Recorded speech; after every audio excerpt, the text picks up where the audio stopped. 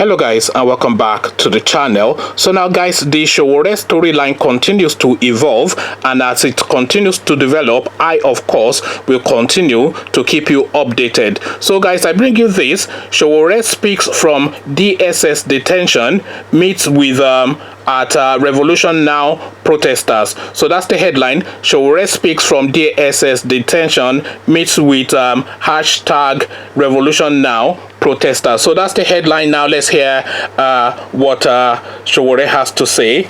At 6 p.m. today, 5th August 2019, members of the Take It Back movement were allowed to visit our convener, Omoyele Sowore, for the first time since his armed abduction in the early hours of Saturday, the 3rd of August.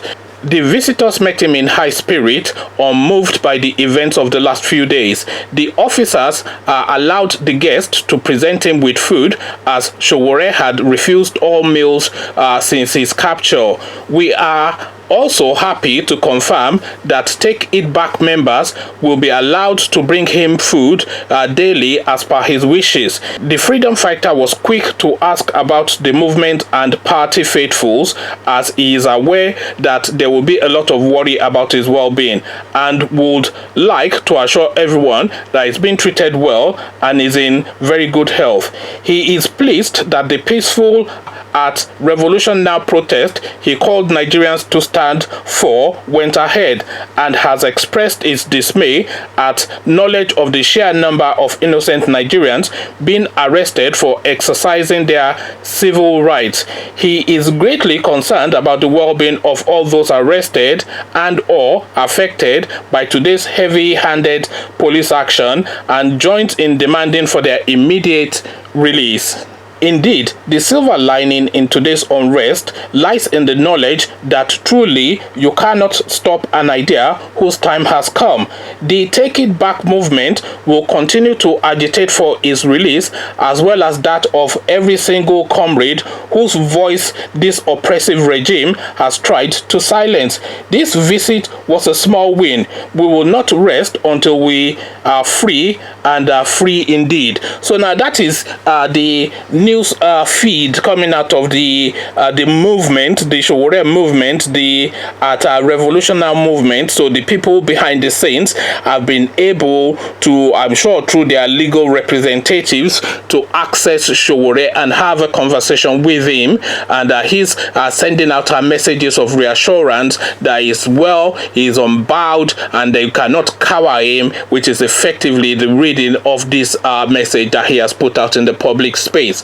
So now, indeed, they summed it up with the caption that you cannot kill an idea whose time has come, and there is no other way to sum it up. I certainly do not have the word set to sum it up better than that, so we can leave it there, that you cannot hold down an idea whose time has come. And certainly the idea of a quantum shift, seismic change, a paradigm movement within the Nigerian space, that idea has certainly come. I mean, it came 10 years ago, really came 20 years ago. It's really now something that now needs to happen, because we cannot carry on with the way that we are now. That's absolutely out of the question that we'll carry on. Look at the people that they announced on the ministerial list. It was more of a rogues list than a ministerial list. Somebody that stole 100 and something billion, that one is a minister. That one, another one that is on the case for 20 billion, that one is a minister. Another one, 100 and something billion, that one is a minister.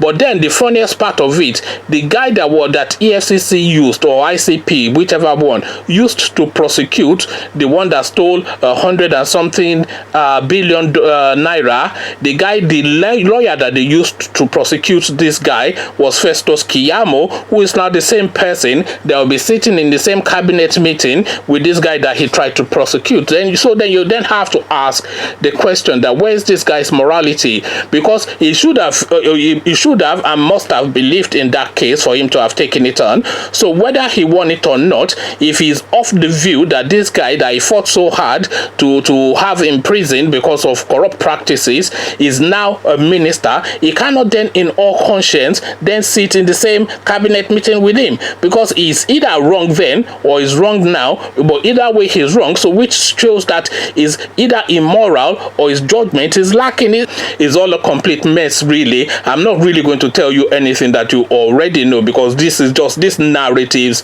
are narratives that we all know. You know them, I know them, we all know them. So now that is the reason why we are all of the view that it cannot carry on the way that it is. It just cannot carry on. So what now then happens next is the question, really. That's the $1 million question. So if you have the answers, then please come share them with me in the comment section where conversations take place on this channel. But before you come share your thoughts with me in the comment section, click on the red subscribe button so it turns gray. The bell button notifies you every time I drop a new video. Then come share thoughts with me in the comment section. So I'll leave you here, carry on with you in the comment section, but here I say peace.